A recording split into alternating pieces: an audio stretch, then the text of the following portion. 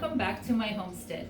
Today I am still in the preservation mode and I'm going to preserve some of these beautiful greens. I have a bunch of kale. I have Russian purple kale here, regular kale, I don't know the name of it, but I have a big pile of kale here. And I was inspired to preserve it because yes, obviously we can cook it today and we can put it in soups and stews and we can saute it and make like collard greens type of with some smoked bacon, and that is delicious today. But winter is coming. Winter is coming, and yes, of course, you can go and try to purchase this at the supermarket. But if we're gonna try to be a little bit more frugal and try to live off our land, then we need to learn how to preserve and store away this food, right? So my inspiration for today's project was actually a YouTube channel that I've been following for a little bit, and it is Simple Living Alaska. Shout out to you because I watched you guys live and eat everything from your root cellar for a whole month. You were only eating things that you have preserved and stored away yourself. And I have to say that was an inspiration for me. Not that that's how we live, but I want to preserve enough food that I can feed my family for a period of time if I have to. So it's beautiful. It's absolutely beautiful greens, right? And they are packed with nutrition. And obviously we want to eat them fresh now, but we can also preserve them. One of the ways we can preserve them is by freezing, but that means I have to rely on electricity and a constant grid supply to keep my freezer going, right? And because it requires electricity. I can also dehydrate them, but and I have dehydrated some last year and I've turned them into powder, and that can be added as an additional like thickener for soup or for stew if you want to do that, or you can actually make a drink out of it, like a shake out of it, just to add extra vitamins and minerals, because these guys are packed with vitamins and minerals. But today I want to can it. And it's going to require pressure canning because these greens are low acid foods, and it's going to require pressure canning. So you need a pressure canner. I took my recipe from this book, Bold Blue Book, and it's Guide to Home Canning, Freezing, and Dehydrating. So I'm going to use this recipe from here. I did look up a few other recipes, and they're pretty much all the same or close enough. So the only 3 ingredients I'm going to need: the greens, a little bit of salt, which is optional, and hot boiling water. And that's it. Well, obviously jars, rings, and covers, okay? And the pressure canner. So don't be afraid of the pressure canner. It can preserve low acid foods, and then you can open that jar in the middle of the winter or whenever, and you can add it to sausage, to bacon, to on top of rice with some salsa, and it's going to be a delicious dinner. All right, so I already washed this. I washed this, and I think I washed it pretty well, but I don't trust it because it was still on the big stalks like this, and I'm not going to preserve these stalks because they're very fibrous and very thick. But I'm going to rip them off the stalk and just the greens. And I'm gonna go through them. So for example, see how this one has like a little bit of a yellow spot, and I'm going to cut it out because it should be preserved. We want to preserve just the best, the freshest, the cleanest. And I'm going to wash it one more time before I continue. So right now, all I'm going to do is I'm going to take them off the stalk, and you can take them off this way. Okay, and I'm gonna dump it in a big bowl here, all right? Or you can cut them out any other way. So, but I'm just going to rip out things that I don't need. Oh, this one did not want to break. All right, so the Russian kale does not want to break. I think it's called curly kale. The other one, the green one, I think it's called curly kale. All right, just like that. So I'm gonna give this to my piggies. They're gonna enjoy this. All right. And just like this, and I'm gonna wash this one more time. All right, so I washed them again, and now all I'm doing is just chopping into little chunks, okay? Not too small, but I don't wanna leave them in big leaves like that either. Why? Because it's not gonna be convenient to eat it or cook with it.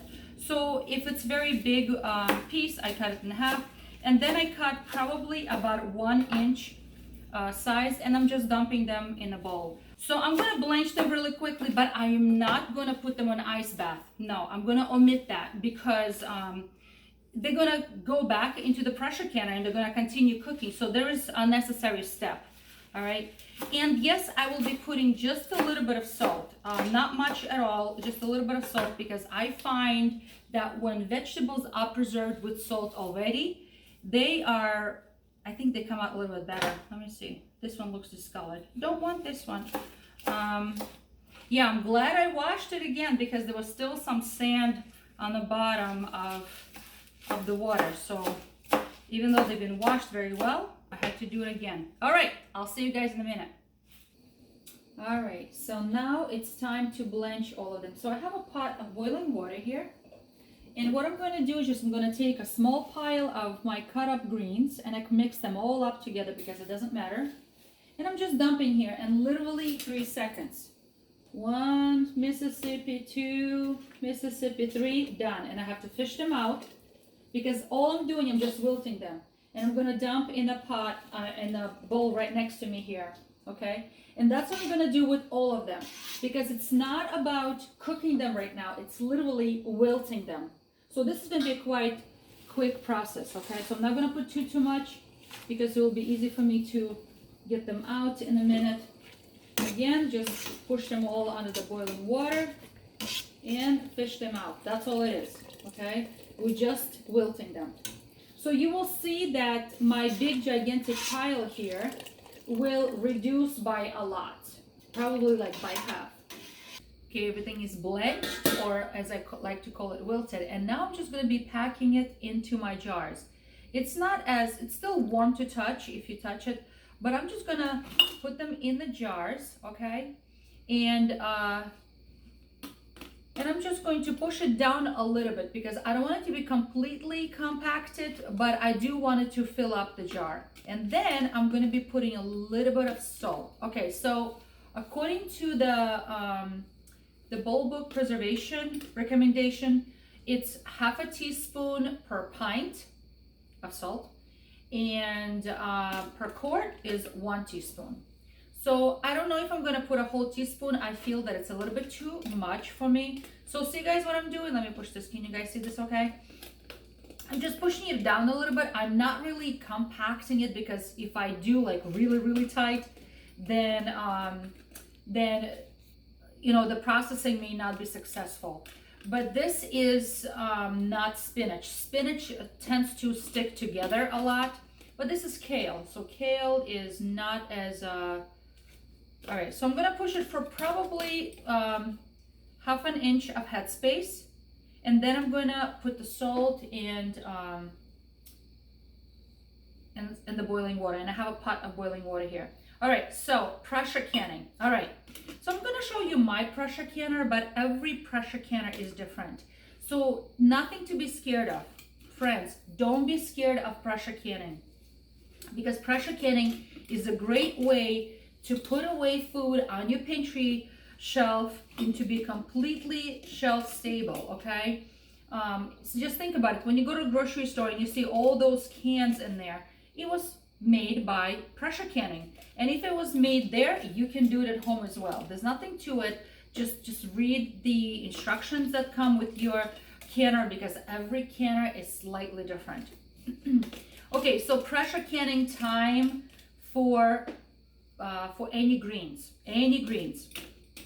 For pints, it's going to take 1 hour and 10 minutes. 1 hour and 10 minutes for pints, okay? So that's 70 minutes. And then for quarts is going to be 1 hour and 30 minutes. For quarts, it's 1 hour and 30 minutes, okay? So that means what? 90 minutes, if my math is right? 90 minutes processing time. And of course, you always gotta use what is recommended for your elevation. For my elevation, it's gonna be 10 pounds of pressure. Okay, oh, come on, don't lose it. And I'm just pushing it down, all right? I'm not gonna bore you with this, okay? I'm just gonna keep filling them all up.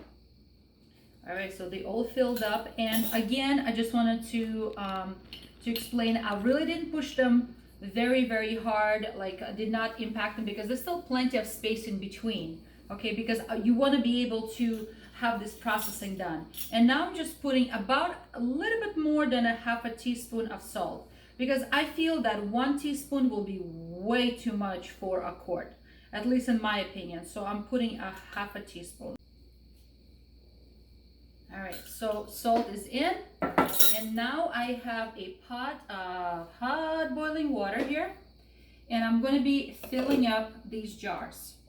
All right, so if I have filled them up half an inch full of content, and I'm filling them up kind of slowly, even though these jars were hot, still I'm gonna pour carefully, and I'm gonna leave about half an inch of headspace. Half an inch of headspace.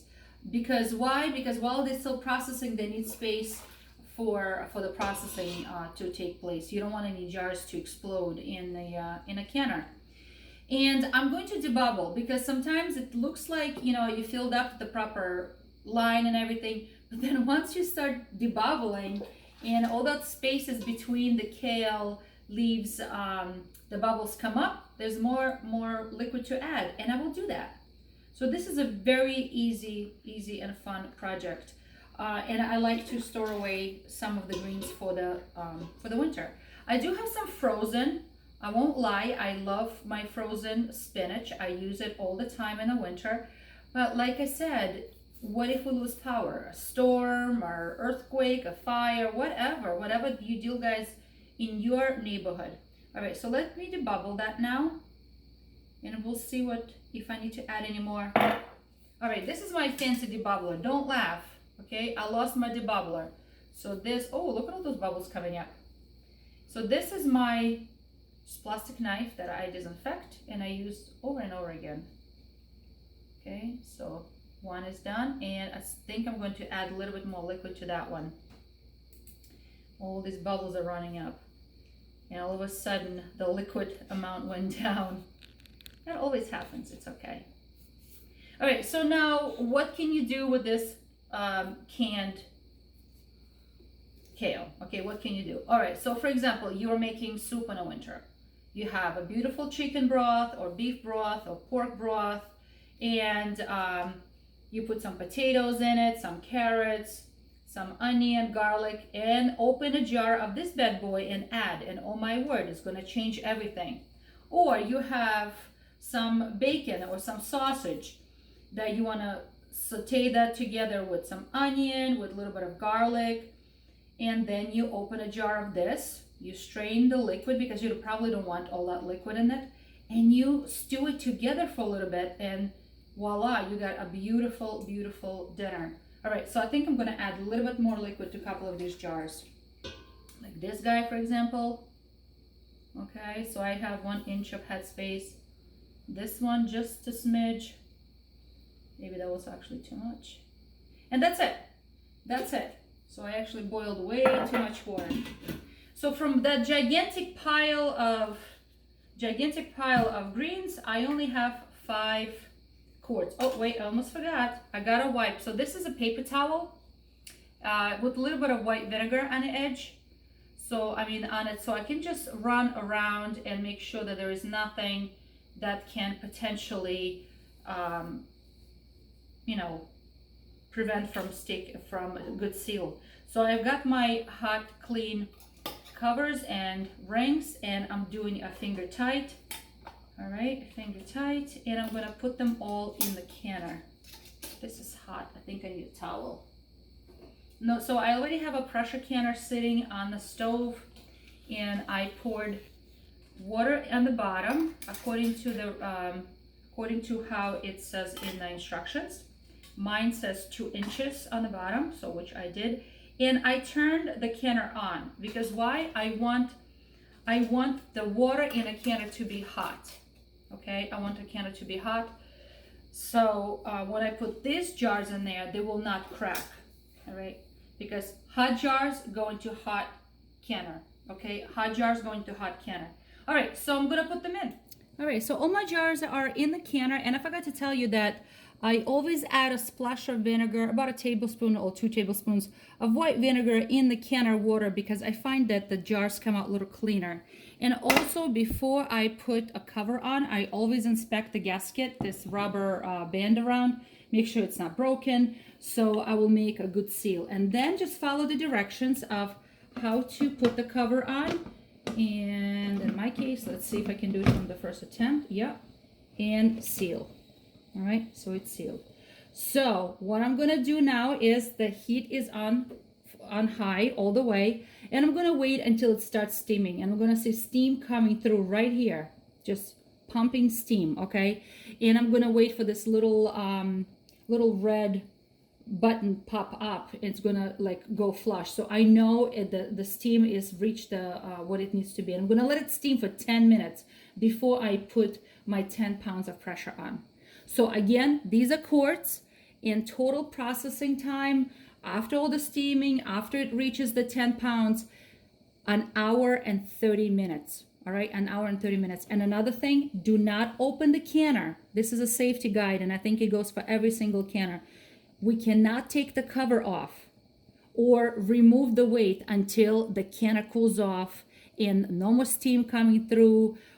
This gauge falls down to 0, and my little button here falls down, because otherwise, if I open it, it could be dangerous for the jars, and they can crack and spill some over, or it's just not safe to open it. It's a canner, it's a pressure canner. So keep the cover on until everything cools off. So probably going to turn it off and let it cool for at least 1 hour before I open it tonight. All right, friends, here are my greens. They came out of the canner, and I let them cool off overnight. And what I'm going to do now is I'm going to just let them sit here on the counter just like this, completely cool off. Make sure the seal is good. I'm going to remove the rings. I'm going to take a moist paper towel or a cloth and just wipe them down a little bit, make sure they're nice and clean. Because what happens sometimes with pressure canning, some of the liquid from the inside siphoned out. That's not unusual. That's why you may see a little bit of missing liquid here. Let me turn it to the side. You see that? That's not bad. That's nothing bad. And I'm going to label these jars, and I'm going to store them in my pantry.